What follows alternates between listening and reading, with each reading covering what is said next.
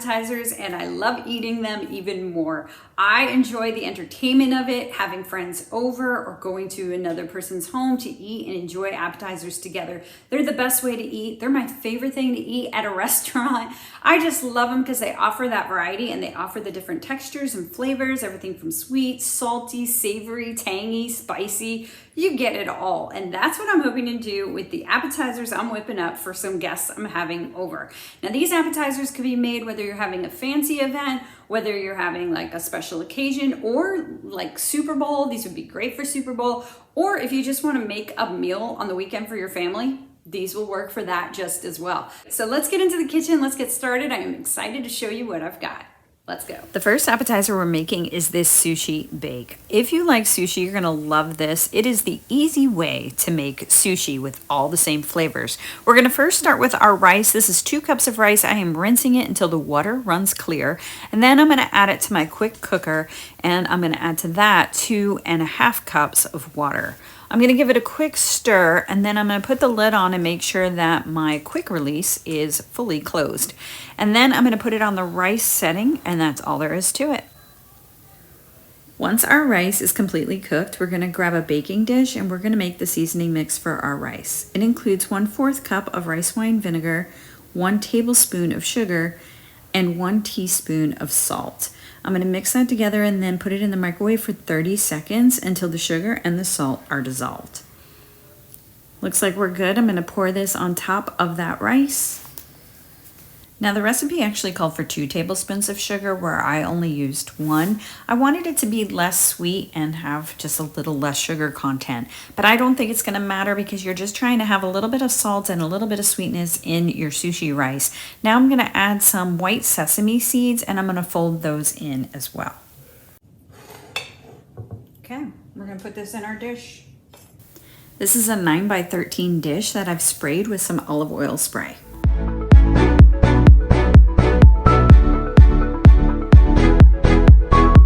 Now that my rice is in a flat layer, it's time for the next layer of our crab mixture. 1 pound of flaky crab that I'm going to take out and break apart, and I am going to finely chop into itty bitty pieces. I started doing this and got about halfway through when I realized I should be using my Pampered Chef manual chopper for this. It's a perfect tool for this job.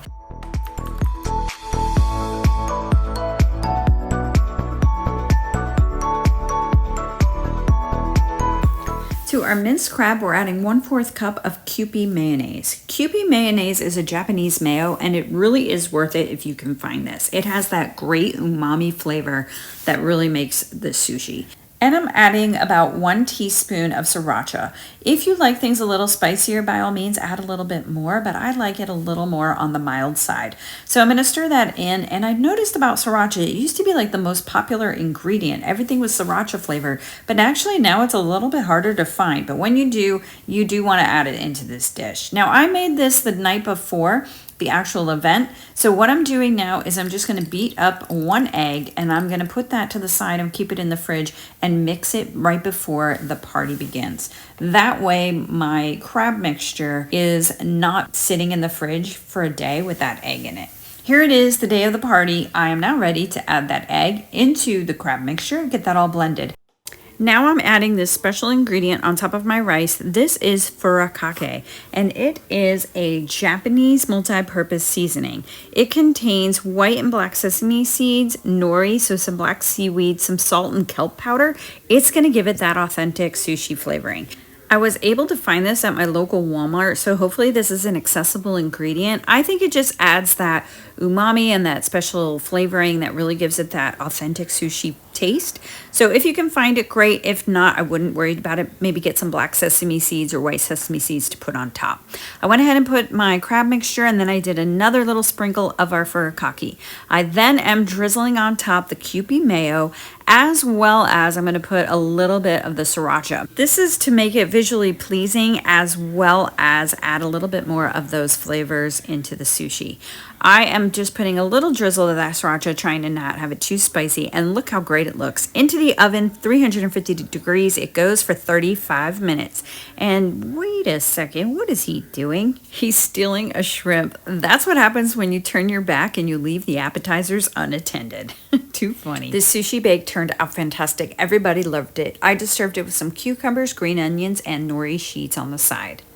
We are now going to make a savory brie.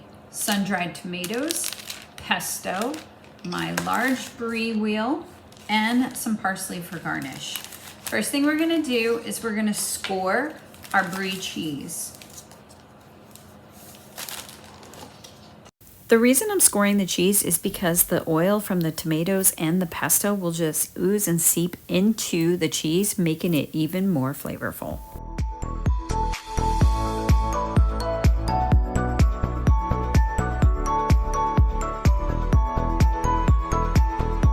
I'm cutting the sun-dried tomatoes into smaller pieces, and I'm doing this on parchment paper because that oil can tend to stain your cutting board.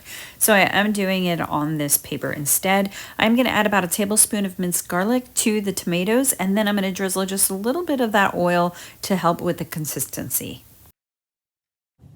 I decided to step it up and use our good pesto. This comes from Vince's. We get it at the farmer's market. When we can't get it there, we order it online. It's our favorite. It's lemon pesto.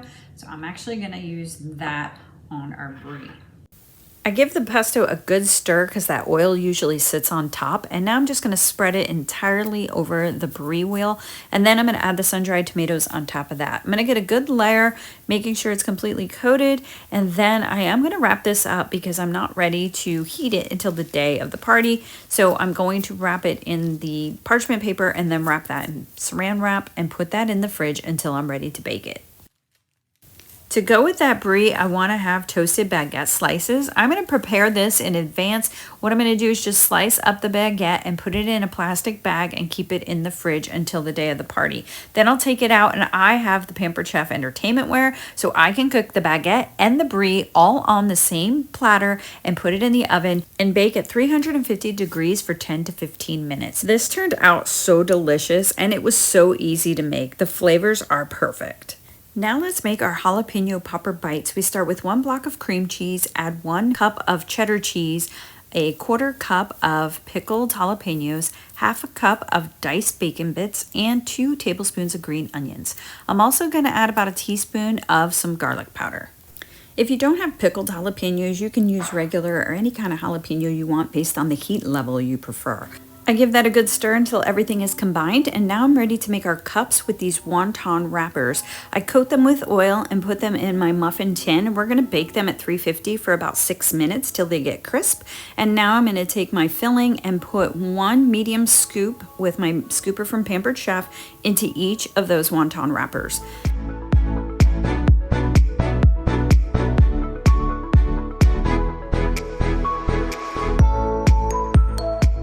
Back into the oven for 3 to 5 minutes, and you end up with the perfect bite. Oh my gosh, everyone loved this so much, they all wanted the recipe. Next up, we're making meatballs because you can't have a party without some sort of meatball variation, and this time we're going sweet and tangy. Okay, we're making our sweet and tangy sauce for our meatballs. We're gonna start with 2/3 a cup of our hoisin sauce, 1/4 a cup of soy sauce, 1/4 a cup of rice vinegar, about 2 teaspoons of minced garlic, and about a tablespoon of sriracha. We're gonna get that to a boil. I'm gonna go ahead and double the recipe. I decided it needed more. So another 2/3 of hoisin, soy sauce. That was 1/4 a cup, so now it's a total of 1/2 of soy sauce, a little more garlic, and sriracha. 1/4 a cup of vinegar. So we're gonna make a lot of meatballs. I get that up to a simmer, and that's what's so great about the Pampered Chef Everyday Rock pan is that you can make the sauce on the stove, add your frozen meatballs, and you're just gonna take that entire everyday pan and insert it into the base of the slow cooker. I just stirred them in with that sauce, and now I'm gonna put them on high because they're frozen. So we'll do high for just 2 hours check on them and then move them to warm because they should be heated through at that point. The next appetizer we're making is this crab rangoon dip, and we're going to serve it with wonton chips. So we'll start with our wonton wraps that I'm going to put on a cookie sheet and spray with olive oil spray and use my pastry brush to get that olive oil all on the wrap. I'm going to sprinkle it with garlic salt, and then I'm using a pizza cutter to cut them in half. That way they're more dippable. You put them in the oven for about 5 minutes, and you got to watch these. They can burn so easily and even catch on fire, I've heard. So do stay with them the whole time. I coated one batch with sesame oil and sesame seeds to give it a little variation. Then I store them in a plastic bag, and I'm going to keep them on the counter until the day of the party and serve it with our dip. Let's go ahead and make that dip. We're adding to our bowl 1 block of softened cream cheese, a 1/2 cup of mayonnaise, and 1/4 cup of sour cream, 1 teaspoon of Worcestershire sauce, and 1 tablespoon of lemon juice. Mix on medium-high with your hand mixer for about 2 minutes. Nice and fluffy. Now to our bowl, we're going to add our 2 cans of white crab meat.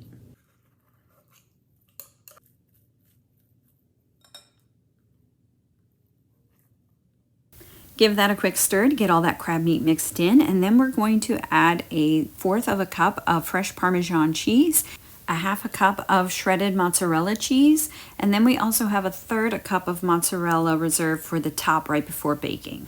I'm adding 1/2 tablespoon of minced garlic, and then I'm just going to combine everything again before adding to our dish. I have this entertainment ware. What it is a ceramic dish, goes in the center, and it sits on a hot plate. So connects like that. And it has an on-off switch so it stays warm on that hot plate. I'll cook this tomorrow in the oven with that extra mozzarella on top, and then during the party we'll keep it on our warmer.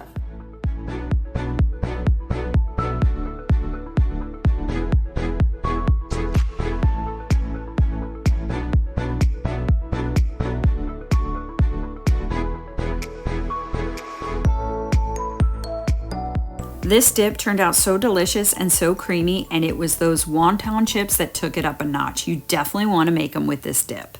Next up, we're making hogs in a blanket. We're going to take 1 package of beef smoked sausage that's already been cooked, and we're going to cut it into 4 equal lengths.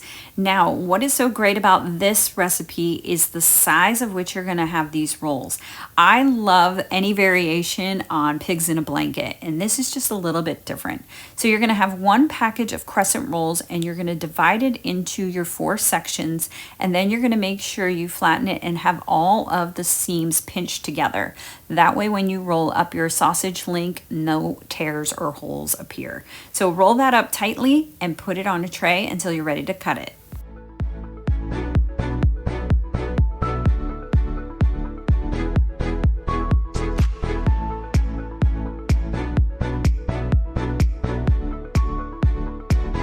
You're going to bake these at 375 degrees for 15 minutes or until golden brown. I served it with a honey mustard sauce, and the only thing I regret was not making more. Up next, we're making bacon wrapped dates. I make this usually at every party. What I'm doing now is taking out the pits, because when you get them from Aldi, they do come with pits in them, so I do want to remove those first. I'm putting goat cheese, but you can be creative with any cheese. You can use blue cheese, Havarti, Swiss cheese, whatever you like, and that's how you can make it different each time. I am going to add those in, and I'm going to wrap it now with my bacon. I start by cutting the bacon into thirds, and then we roll them all up.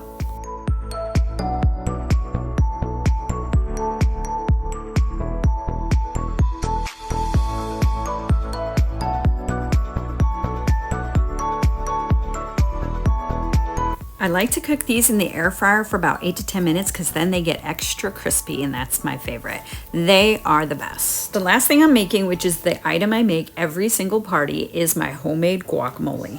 This is 5 avocados, tomatoes, garlic, lime juice, salt, and cilantro. I've added all the recipes below in the description box. Another thing you can do is throw in a dip from Sam's or Costco into a crock pot, and also a shrimp ring would be a fabulous, easy throw on the table appetizer. Oh yeah, we also made tenderloin that day. Everything turned out so great. I think my guests were impressed. I hope you were too, and you found inspiration. Thank you as always for watching and for tuning in. I really appreciate it.